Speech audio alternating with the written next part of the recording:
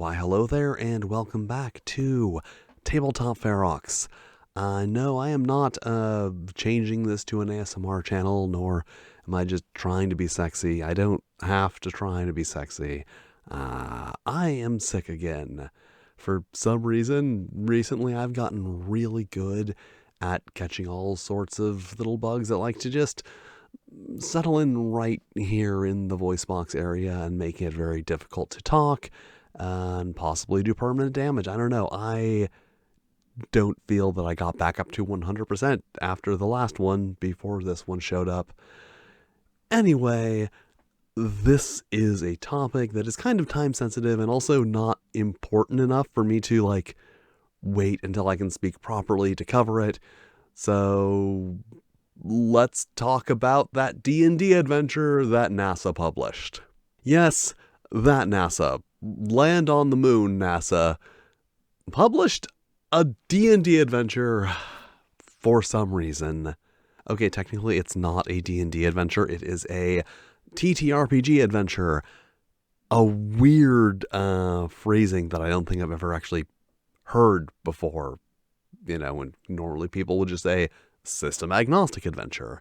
And if you follow my content, you will know that I'm not a huge fan of the concept of system agnostic, although in this specific case I do understand why they had to do it. They are NASA, a government agency. They can't really endorse Dungeons and Dragons, or for that matter, Pathfinder, Dungeon Crawl Classics, Troika, or, I don't know, Hot Chicks the Role-Playing Game.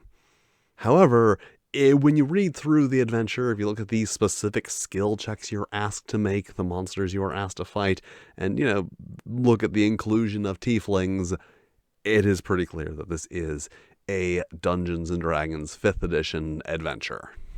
And as I do with adventures, if you've not seen me review an adventure, I'm going to go over some basic information, then give you a warning about spoilers, and then discuss all the spoilery stuff, and then give it scores. So I will let you know when you need to click ahead if you want to avoid spoilers, if you want to actually play this instead of running it.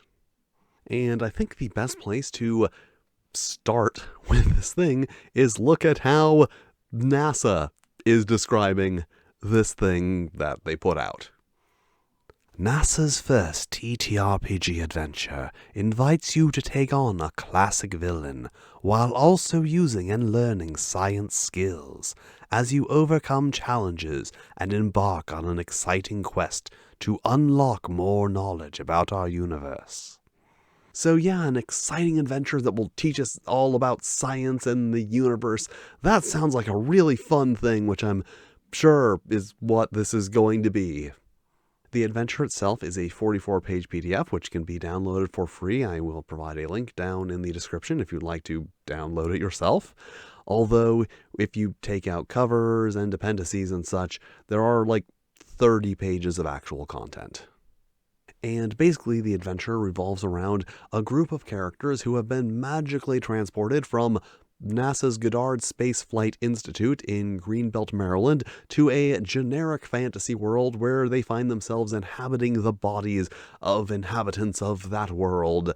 So it's kind of chaotic, but significantly less interesting. But yeah, so the NASA D&D adventure is also an isekai. And then, of course, as isekai protagonists do, the characters must single-handedly save the day, track down the missing researchers and the Hubble Space Telescope. It's a whole thing.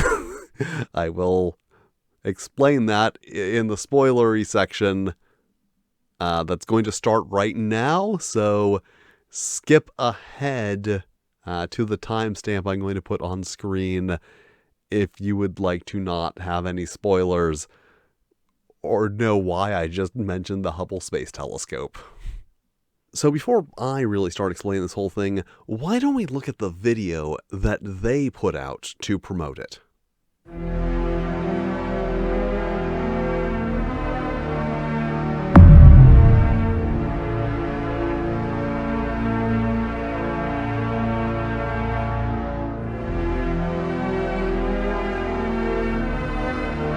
Okay, actually that's kind of boring. Let's just skip to the fun part.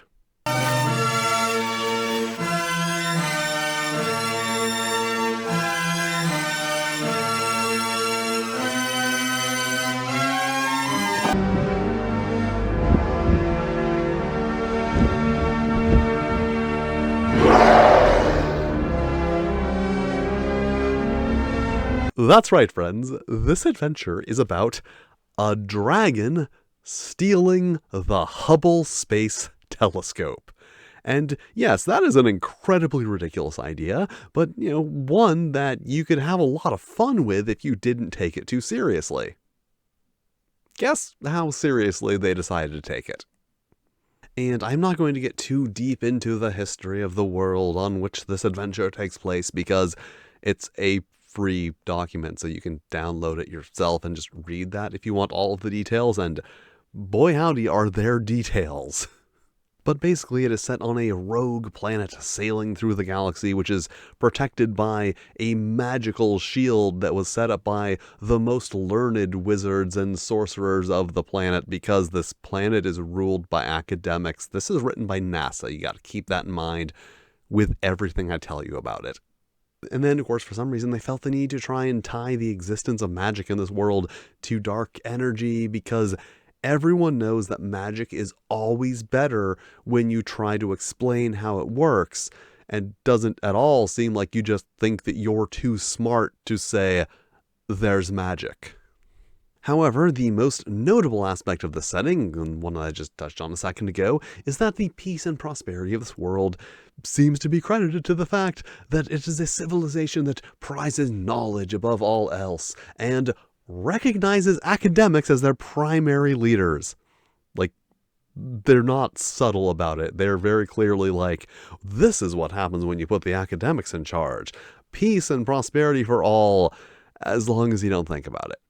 Okay, actually the most notable aspect of the setting is the fact that being a rogue planet detached from their star would mean that the entire planet is perpetually in night. And that idea of a world cloaked in darkness, with only the cities and other inhabited areas being kept lit by these magical lanterns, sounds like a pretty cool and distinctive element for a setting, but they just barely draw any attention to it, and even just said that every creature on the planet has dark vision, so it doesn't matter at all, ever.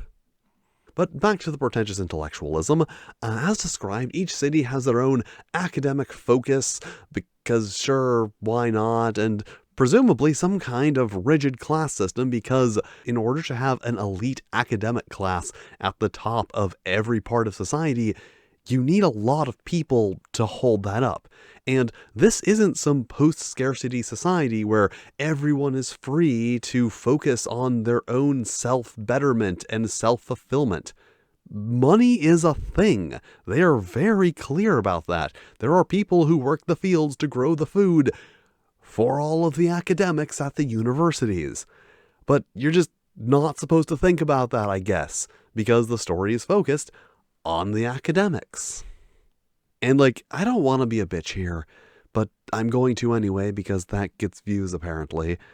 This setting, one in which rule by academic elites has just solved almost all of the civilization's problems, is one that feels very much like something you would come up with if you were writing a scene that was intending to make fun of a group of nerds escaping to a fantasy world where they all triumph over dehumanized versions of people they don't like thanks to their superior intellect. And it almost feels like a satire of the overly simplified way that people who are very confident in their own intellectual superiority view the world. That everything would be great and perfect if only everyone would focus on nothing but intellectual pursuits.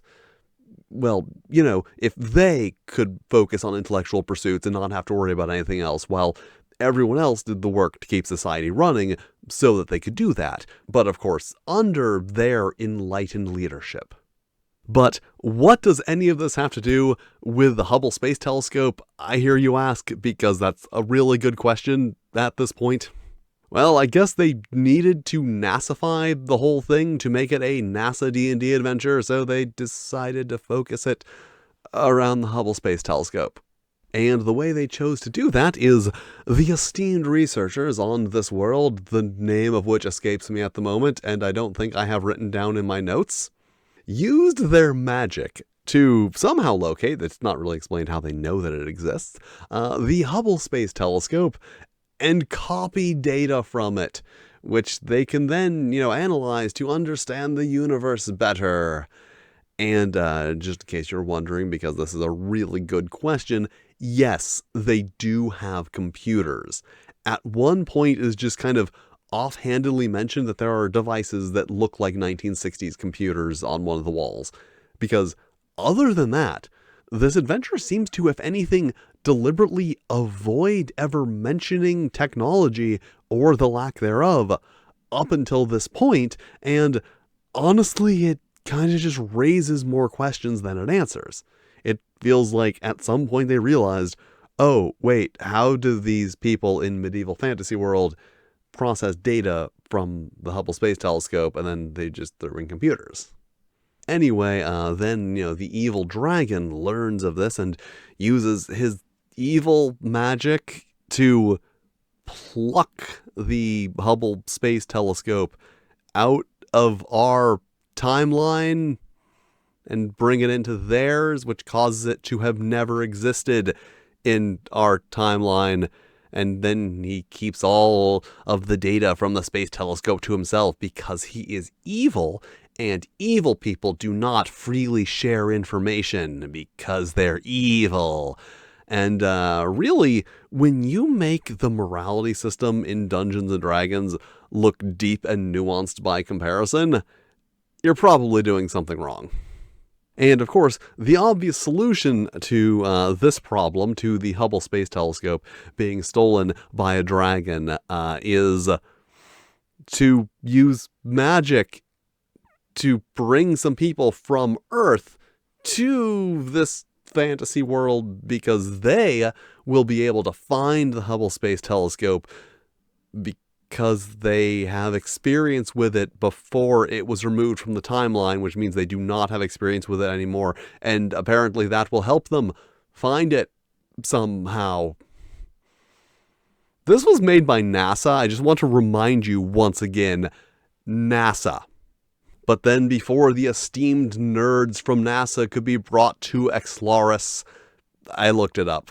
The researchers were also kidnapped by the dragon because I guess he needed them to interpret the data because he's a dragon and he's evil. So obviously he's not really good at science. He's only good at hoarding the science data. It's a really, really, really bad metaphor. Anyway, that's all, convoluted and stupid, but is the adventure any good? No, it is not. You probably figured that part out already, but let's talk about it anyway. As mentioned, the characters are isekai'd from Earth to Exlaris, where they inhabit the bodies of fantasy characters, and then just kind of automatically know how to use all of their new skills and weapons and magics and such. Like, it is specifically stated that you just immediately know that, because I guess spending any time dealing with the idea of acclimating to a new body with new abilities would just be too interesting for this thing. And that is the issue here. They go into excruciating detail on things like the long history of this planet and how it came to be a rogue planet traveling through the galaxy covered with magic shields and where the magic comes from, and all this stuff that will never actually come up in the game, but then things that might be fun and interesting, like exploring the characters getting used to new bodies, or how magic and technology interact together on this world, which, another really unique aspect of a world that has magic and computers. But no, we're not going to focus on that. We are going to focus on other things that I will get to. And then the actual adventure itself is just incredibly linear and never really takes time to consider that the players might want to do something fun or exciting rather than just go from point A to point B to point C to point D and so on. For example, upon arriving and realizing that you have been transported to a strange planet and put into different bodies, your options are go to the tavern or do not go to the tavern. If you choose to not go to the tavern, you can make a check to see if you spot the bulletin board. On the bulletin board, you will see a notice asking for information relating to a number of recent disappearances. If you then decide to go and offer your assistance with these disappearances, a thing that the characters who just arrived on an alien planet, in new bodies, and know nothing about the place they are, have no reason to do, it will direct you to the guard captain, who will immediately recognize you as being those who have been sent for from Earth and escort you to the observatory to speak with the head researcher. If you do not follow up on the flyer about the disappearances, the guards will just kind of be like, hey, you look suspicious. We're taking you to the guard captain, who will then take you to the observatory. And if you choose to go to the tavern, the owner of the tavern will also just direct you to go speak with the head researcher at the observatory. And what the hell, I might as well just explain the whole thing. At the observatory, you learn about, the mysterious disappearances and the Hubble Space Telescope, because remember, you don't know what it is. It was taken out of your timeline. You do not know what it is. It does not exist in your reality. So you have to be taught about the Hubble Space Telescope, which, boy howdy, is this adventure ever willing to do. And then, of course, learn that all of them are being held at the ruins of the old city outside of the new city, because it's creepy and dark out there, and that is, not a thing that matters because everyone has dark vision. Point is, you go to the ruins, and you can either enter through the library or the tower. And at this point, you might have guessed that yes, regardless of which path you choose, after, one thing, they end up in the exact same place. And that's the end of the adventure, where you fight a dragon. A young green dragon, specifically. So, very short, very linear, and honestly, those 30 pages are largely just blocks of text that you are supposed to read out to the players, who I guess are just supposed to sit there and patiently wait until something interesting happens or they are allowed to speak again. And keep in mind that this is an adventure for 4 to 7 level 7 to 10 characters, in which there are, at most, 2 combat encounters, 1 trap, and I will be generous and say 3 puzzles. Although one of those puzzles is turning a dial one direction and then the other direction. One is an illusory wall, and the last is 2 doorways that you have to choose the correct one of, and if you choose the wrong one, you take 1d6 fire damage and get pushed back out into the hallway, so then you can just take the right one. Yeah, these are some NASA-level puzzles. And just to be even more hilarious, you are given a device that allows you to automatically detect one trap or just gives you the answer to one puzzle, which you might only run into one in the remainder of the adventure.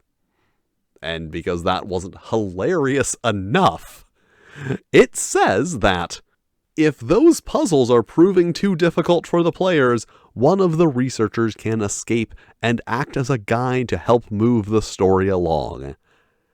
I have never seen an adventure that has so little faith in the player's abilities. And it's just ridiculous that this adventure is for level 7 to 10 characters. It takes longer to make a level 7 character than it should take to play this entire adventure. And personally, I am not as hard on railroading as some very loud, very stupid people are, because I understand how providing a narrative experience works. But this one is just ridiculous. It's not even a situation of all roads lead to the same place. No decision you make in this entire thing has any meaningful impact on the story, unless the decision you make is just to not engage.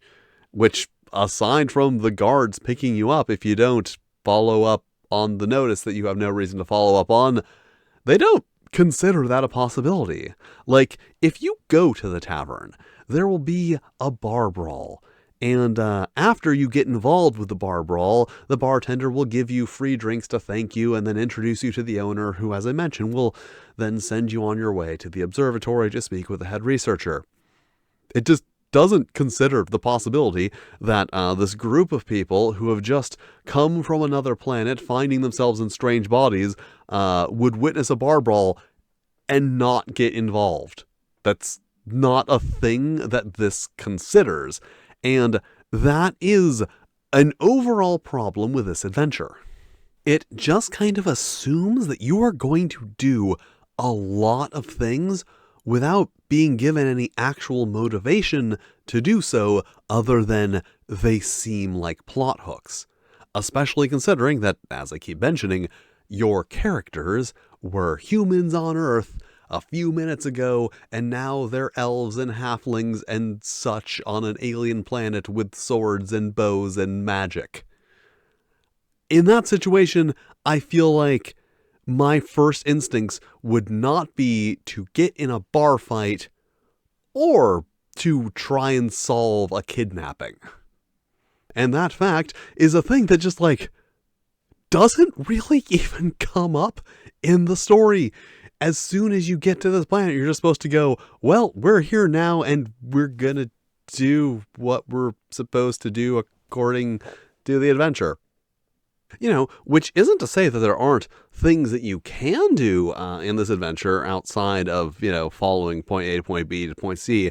You can do exciting things like make an investigation check at the observatory to find a book on Earth astronomers that the GM will read you excerpts from, or a model of the Hubble Space Telescope that you can take apart and learn all of the parts of, because, as mentioned, you don't know what the Hubble Space Telescope is, despite the fact you've literally been brought here to find the Hubble Space Telescope.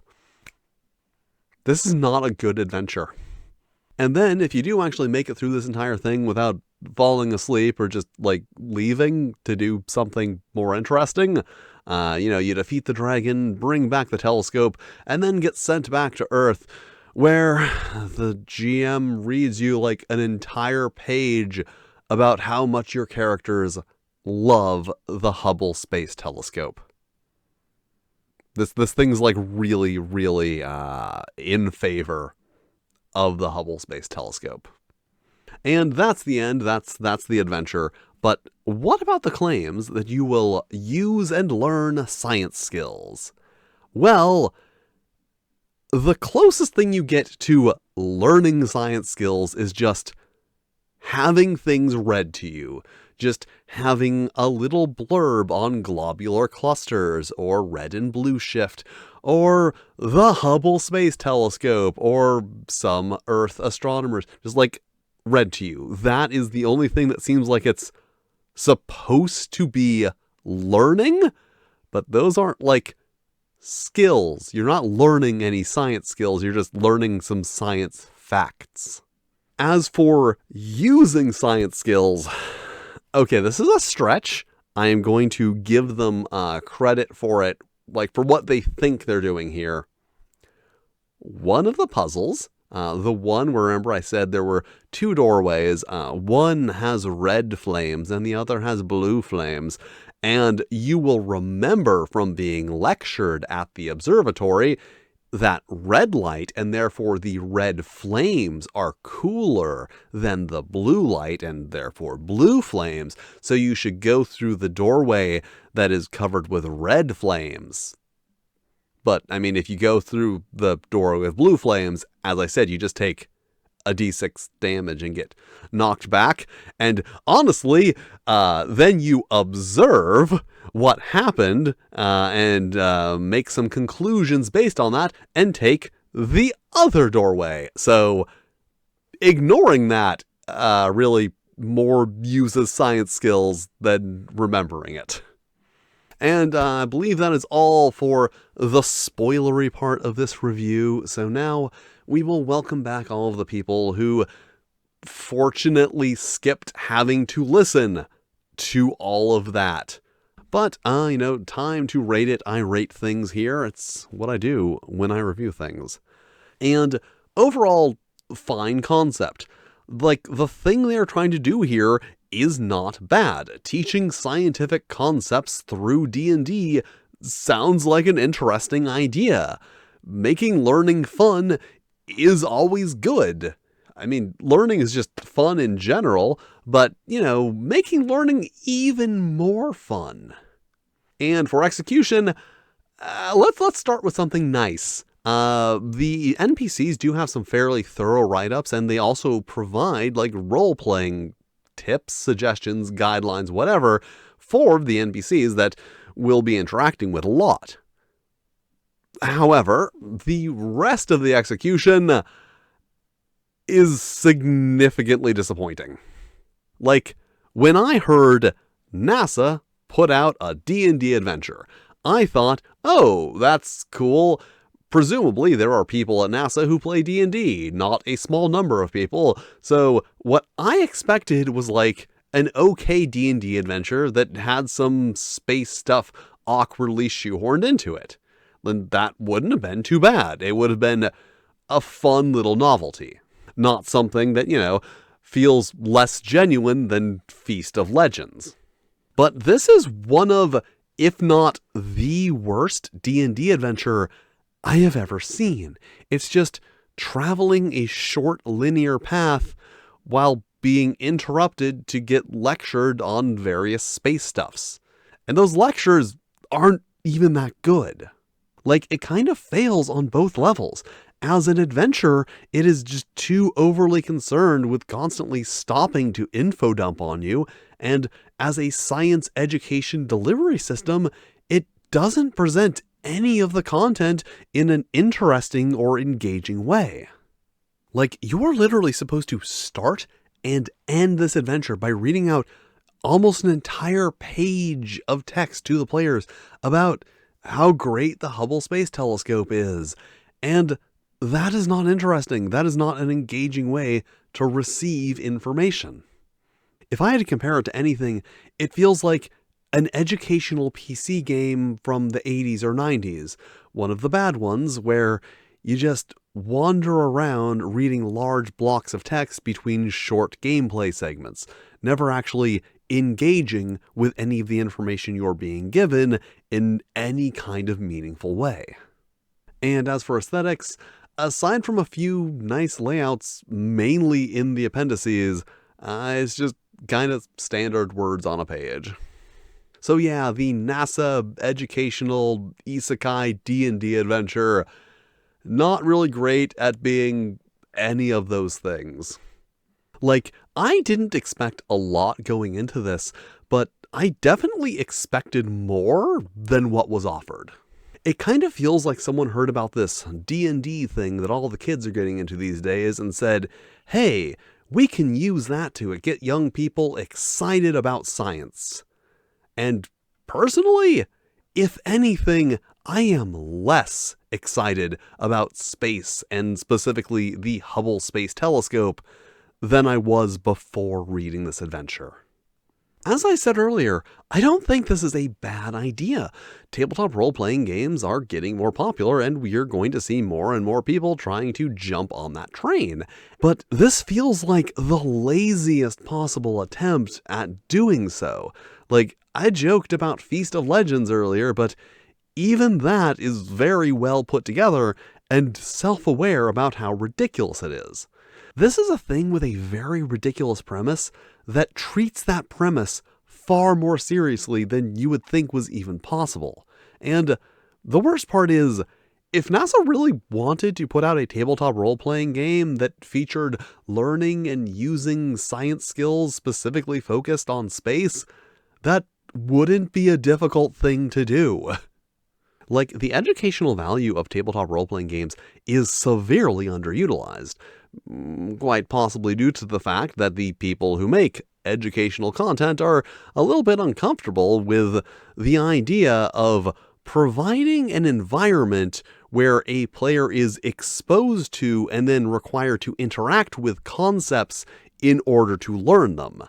Essentially, letting someone learn something instead of forcing them to learn it via lecture, because that would ruin the student-teacher power dynamic that has essentially been ruining all formal education since forever. But overall, when it comes right down to it, this just kind of feels like a thing that happened. NASA put out a D&D adventure. That's such a weird thing that happened. There's a bit of novelty to it, but nothing really noteworthy beyond that. Now, they did plaster NASA's first TTRPG adventure all over the promotion, so maybe they'll do more. Maybe they won't. Point is, I would like to see more. Just because you make a shitty thing doesn't mean that you can't make a good thing later. That's part of the creative process, so I'm encouraging NASA to put out more D&D adventures. That's the weirdest thing I've ever done on this channel, and that's a really high bar.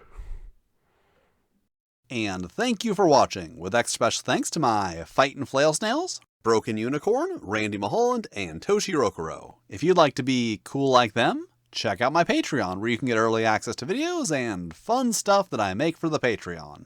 But if you don't want to do that, that's cool too. You can still hit all the lovely buttons, like, subscribe, these other videos floating around screen that either myself or the cold, heartless YouTube algorithm have lovingly selected for you, which I'm sure are lovely videos that you will also enjoy. And I will see you next time.